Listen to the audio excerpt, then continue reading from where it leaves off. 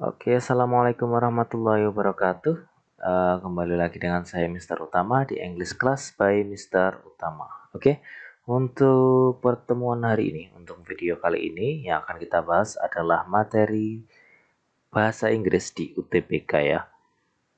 Nah, sebelum kita masuk ke materinya, silahkan kalian like, share, subscribe, dan nyalakan lonceng pemberitahuan agar kalian mendapatkan video terbaru dari saya. Nah, oke, sebelum kita ke soalnya, di sini ada satu soal. Nanti kita akan bahas dua soal ya. Sebelum kita ke soalnya, uh, untuk tips-tips dalam mengerjakan UTBK itu, kalian jangan membaca teksnya dulu. Ya, jangan sekali-kali membaca teksnya dulu. Yang harus kalian baca adalah soalnya dulu, pahami mau kemauan soalnya itu maunya gimana.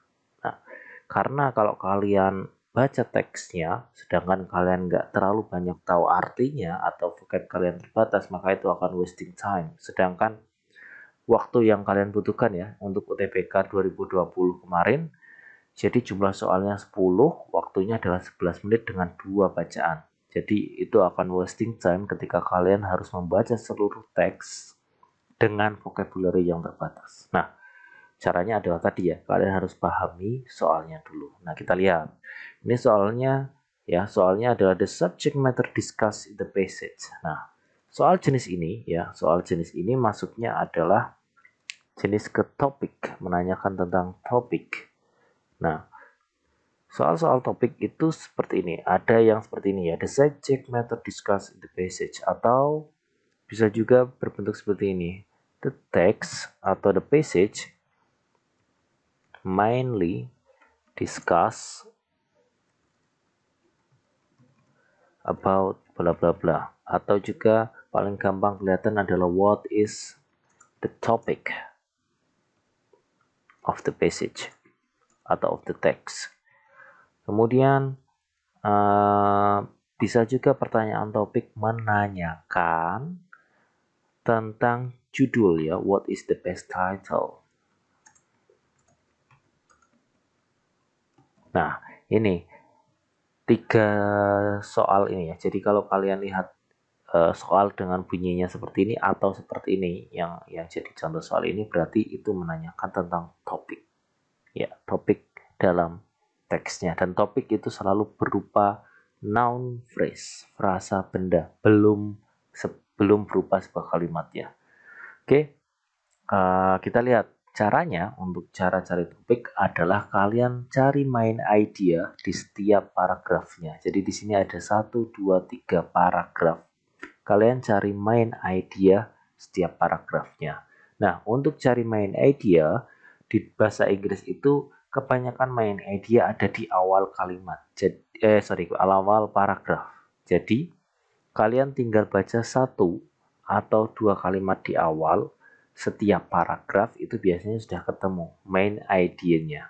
Jadi kita lihat yuk, text 2, kita lihat. Among the environmental specters confronting humanity in the 21st century, global warming, destruction of rainforests, overfishing of the ocean, a shortage of fresh water is the top of the list, particularly in the developing world. Jadi intinya di paragraf pertama main idea-nya adalah membahas tentang environmental specters atau masalah-masalah tentang lingkungan ya di abad ke-21 ini, seperti contohnya global warming, kerusakan hutan hujan, kemudian overfishing, itu maksudnya penangkapan ikan yang terlalu banyak. Nah, ternyata masalah a shortage of fresh water is the top of the list. Jadi masalah kekurangan air bersih itu adalah menjadi masalah yang paling utama, paling tertinggi di abad ke-21, particularly in the developing world, terutama di negara-negara yang berkembang ya. Kemudian di paragraf kedua, gloomy water news, however, is not just a thing of the future. Today, an estimated 1.2 billion people drink unclean water, and about 2.5 billion lack proper toilets and sewerage system. Jadi masalah tentang air ini itu nggak hanya akan terjadi di masa depan ya. Jadi orang-orang mengira masalah kekurangan air ini itu akan terjadi di masa depan, tapi ternyata hari ini aja, sekarang aja sudah ada 1,2 miliar orang itu dia meminum air yang nggak bersih. Berarti kan masalahnya sudah muncul di masa-masa sekarang. Kita nggak perlu nunggu di masa depan ya. Jadi today estimated 1.2 billion people drink unclean water, itu maksudnya adalah di paragraf ini membahas tentang kalau hari ini sekarang itu sudah ada 1,2 miliar orang minum air yang tidak bersih dan ada 2,5 miliar toilet dan saluran pembuangan air yang kurang layak. Jadi dengan kata lain masalah fresh water ini, shortage of fresh water ini sudah mulai terjadi di masa sekarang ya. Kemudian di paragraf ketiga, still as I discovered on a 2-month trip to Africa, India and Spain, a host of individuals, organizations and businesses are working to solve water's dismal arithmetic. Nah, intinya si penulis ini menemukan di Afrika, India dan Spain itu orang-orang di sana, organisasi dan di sana dan bisnis di sana, bisnismen di sana itu sedang mencoba atau bekerja untuk memperbaiki sistem air yang masih kurang layak ya. Jadi di sana intinya adalah untuk mencari gimana sih untuk mencari fresh water itu, untuk memecahkan masalah shortage of fresh water itu. Nah, ketika kalian udah ketemu main idea tiap paragrafnya, kalian bisa simpulkan untuk menjadi sebuah topik. Nah, di sini tadi kan shortage of fresh water menjadi top the list. Terus di sini contohnya di today ya, masa kini itu sudah ada 1,2 orang ya. Kemudian di sini si penulis menuliskan bahwa orang di beberapa negara seperti Afrika, India, dan Spain itu juga sedang mencoba untuk menyelesaikan masalah ini. Nah, berarti kita lihat apakah jawaban A sudah masuk ke topik the effect of freshwater shortage. Enggak ya, karena di sini enggak ditekankan efeknya, berarti bukan. Jawabannya bukan ini. Bukan. Kemudian project to provide fresh water and clean water juga enggak, karena teksnya tidak menekankan tentang projectnya. Kemudian nature disturbance leading to availability of water, maksudnya adalah masalah alam atau kerusakan alam itu menjadi penyebab tentang ketersediaan air, enggak juga. Alarming condition of the world water shortage, kondisi yang sudah memprihatinkan dari pengurangan air di dunia. Ya, ini masuk ya. Jadi masalahnya yang dibahas di sini adalah kekurangan air yang sudah mencapai batas ya, sudah at alarming rate. Jadi sudah melewati batas wajarnya. Jadi sudah gitu ya, sudah sangat kekurangan air di dunia. Nah, jawabannya adalah D. Oke. Kita lanjut ke nomor selanjutnya. Oke, kita lihat soal nomor 2. Soal yang kedua adalah the part following the passage will likely discuss about. Nah, gini ya, kalau ada soal seperti ini, the part following the passage, ada kata following the passage. Jadi ini maksudnya ke tipe soal transition. Ya, transition. Jadi transition nanti ada dua ya. Yang pertama, ketika soalnya bilang the part preceding the passage, itu berarti menanyakan tentang ide, main idea atau topik yang main idea apa, tentang ide apa yang dibahas sebelum teks tersebut. Jadi kalau preceding the passage itu menanyakan ide apa yang dibahas sebelum teksnya. Sedangkan kalau seperti nomor 2 ini, the part following the passage itu berarti membahas tentang ide yang akan dibahas setelah teks. Nah, jadi kalau yang following berarti menanyakan tentang ide yang akan dibahas setelah teks. Kalau yang preceding berarti sebelum. Nah, biasanya juga pakai the idea that comes before sama comes after ya. Comes before berarti sebelum, comes after setelahnya. Sama aja. Nah, cara menjawabnya seperti ini. Kalau yang ditanyakan adalah preceding seperti ini, ide apa yang dibahas sebelum teks, berarti kamu baca satu kalimat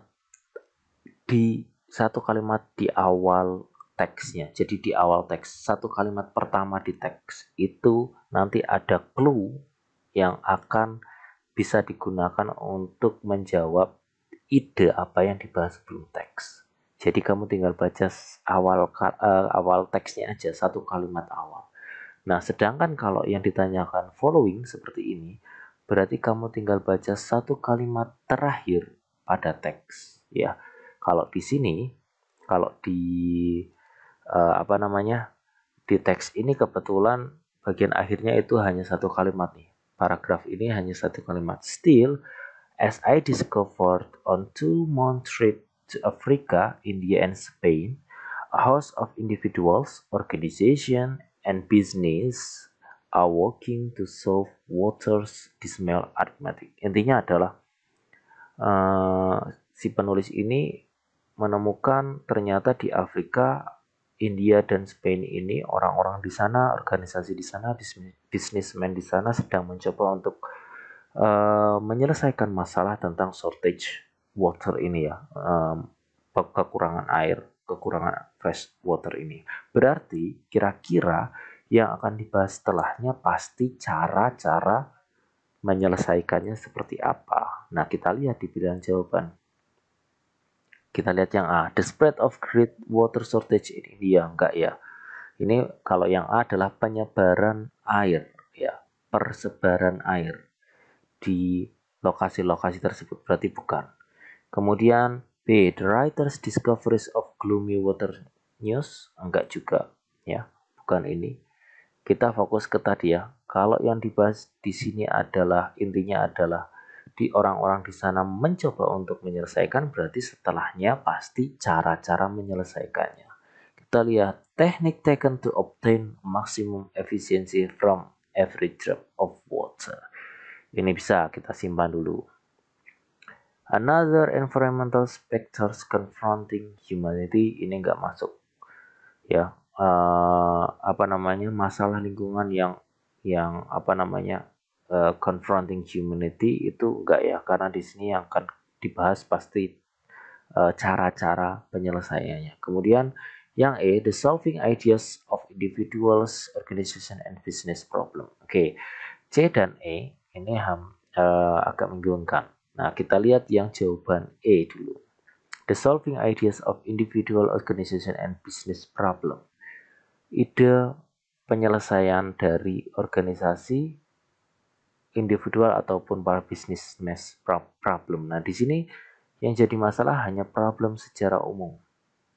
Ya, tidak ada menyatakan problemnya tentang shortage water.